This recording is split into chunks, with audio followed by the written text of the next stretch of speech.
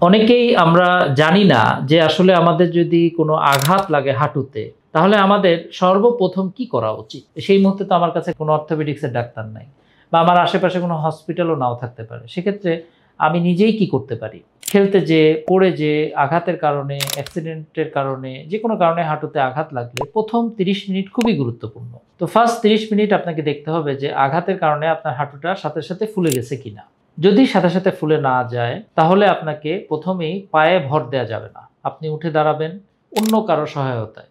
যদি খেলতে, খেলতে পড়ে যান, অন্য কারো ঘাড়ে ভর দিয়ে আপনি মাঠ থেকে বের হয়ে আসবেন। এবং আপনার সাথে যারা আছে তাদের কাজ হলো আপনার হাঁটুতে ওই মুহূর্তে কোনো যেন ভর না পড়ে সেটি নিশ্চিত করা। দ্বিতীয় হলো যদি আশেপাশে বরফ থাকে তাহলে অবশ্যই আপনি বরফ দিয়ে হাঁটুতে আপনি সেঁক দিবেন। ৩ নাম্বার হলো যদি দেখা যায় যে হাঁটুতে আপনার কোনো বোধশক্তি নাই বা নড়াচড়া করছে, হাঁটুর কন্ট্রোল নাই, তাহলে পায়ের নিচে একটা কাঠের তক্তা দিয়ে হাঁটুটাকে ইম্মোবিলাইজ করবেন। এই পর্যন্তই আপনার ১ম ৩০ মিনিটের কাজ। তো হাঁটুর আঘাতের সাথে, সাথে কিন্তু আপনার নিজের হাতেই অনেক কিছু কন্ট্রোল থাকে। ধন্যবাদ সবাইকে।